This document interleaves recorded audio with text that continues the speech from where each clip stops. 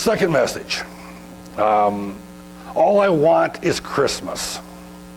Not all I want for Christmas. All I want is Christmas. That is the title, and that is the theme of where we're going to be going. It's a longing. Now, at this time of the year, when we're little kids, we're looking forward to Christmas. We're looking for, look at all those presents, okay? I want this. I'm longing for Christmas. Now, it depends on your family traditions. Did you open them on Christmas Eve? Did you have to wait till Christmas morning? Or did you actually have to wait until after Christmas dinner? You know, how mean were your parents? I mean, they made you wait. You had to wait, and you wanted this stuff. You're looking forward to that particular present. You're really, really wanting it. And this gets so instilled in us. This is our longing. We're longing for Christmas to come. Now, we know it's Jesus' birthday, you know, but that's kind of that side issue. It really isn't the main focus for us. It's kind of the thing that brings all the good stuff, you know, all these presents. And as we get older, the presents that we want are bigger and bigger. We're no longer excited about the box the present came in.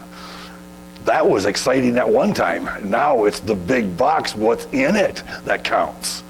Or maybe the thing that's out in the garage hidden might even be better yet. That's this fabulous stuff that we're all longing for and we're looking for. Timothy talks about this. He says, for the love of money is the root of all sorts of evil. One of those misquoted texts that we talked about so often we hear it. The love of money is the root of evil. No, that's not what it says. For the love of money is the root of all sorts of evil. The love of money, not money. And by some longing for it have wandered away from the faith and pierced themselves with many griefs. It's when that longing for these gifts that we grew up with becomes our main focus, and it stays our main focus. It's when we set Jesus aside, and it's the presents that are our longing, instead of what we read in Psalms. My eyes fail with longing for your salvation and for your righteous word. Have we gotten to the point where our Christmas is about Jesus as the greatest gift? Is it about that, or is it about all those presents that are sitting there yet? Even as adults, we still like those presents. They're not as big a deal as when we were a little kid, and we are not going to quite let everybody know how excited we are about Christmas coming for the presents, because, well, being good Christians, we just know we can't go there. We can't do that. But where's our heart? There was a man who lived a long time ago. Okay, his name was Simeon.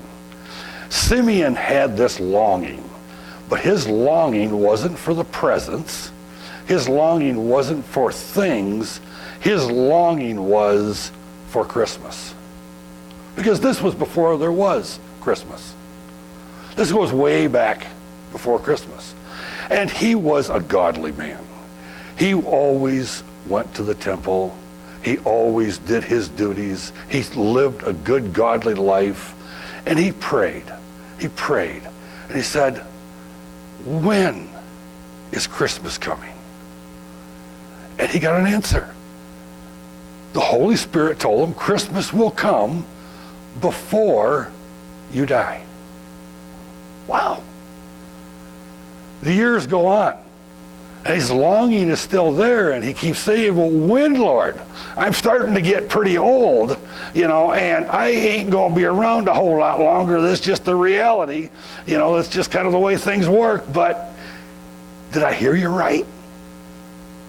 Was that promise that I wouldn't die before Christmas came? Was that really what you said?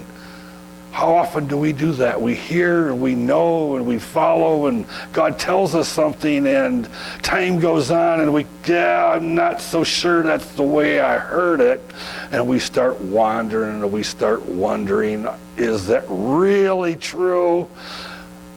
Well, God said it, so it's got to be true. And as Simeon gets older, and now he's getting more frail, and then suddenly Suddenly, one morning, the Holy Spirit comes to him and says, today you are going to see Christmas. It's actually going to happen today. Now get up, get dressed, get over to the temple. Well, you can imagine how excited he is. I mean, all this longing, this whole life long, and now he's getting old and he has been waiting and wanting and even beginning to doubt and then thinking again and longing for this. And now the Holy Spirit says, today. So he hurries and he gets dressed and he goes to the temple. And he goes there, and guess who's there? Mary and Joseph with a baby Jesus. They're bringing him to the temple to be circumcised. Well, guess who's actually on duty and is required to perform this ceremony? Simeon, right.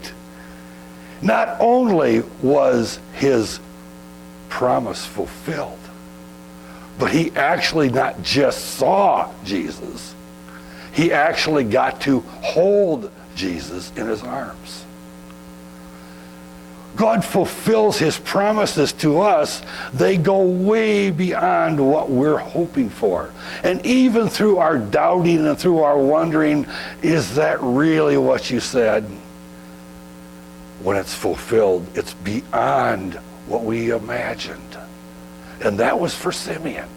This is why longing for Christmas instead of longing for Christmas presents should be our heart's desire. Because in Luke 2:25 through 27a it says, and there was a man in Jerusalem whose name was Simeon. And this man was righteous and devout, looking for the consolation of Israel. And the Holy Spirit was upon him. And it had been revealed to him by the Holy Spirit that he would not see death before he had seen the Lord's Christ.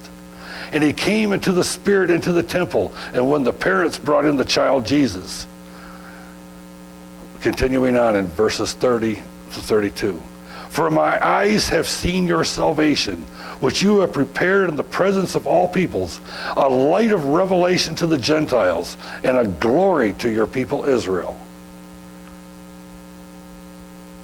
See, we read these words, and unless we really look at them and look at, there's a story in the story.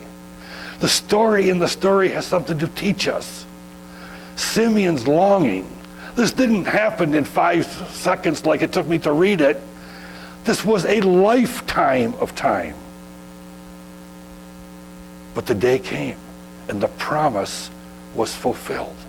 That promise that has been fulfilled for us, and that promise that is still being fulfilled for us, if we are a child of his. If we make that commitment. If we say, Jesus, you are my Lord, and mean it. Not, well, it's kind of the thing to do. You know, go to church, I got to do this stuff. Worthless. It has to be in our hearts, not just in our heads. It has to be real to us. When we truly have something that is real to us, is it a part-time thing? Is that longing that we did for those presents, we did it year after year after year, that longing was real. We were looking forward to this year after year after year. It was real because we wanted this stuff. Is that gone away now? Is that all gone? When we realize that the present is Christmas, not what Christmas brings? Is the longing still there? Are we still longing for Christmas? Let's stand and sing Silent Night.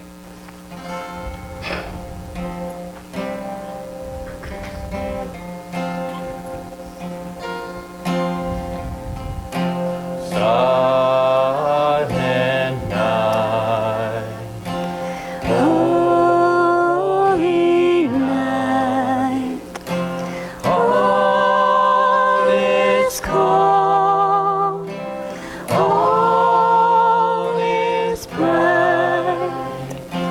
bright.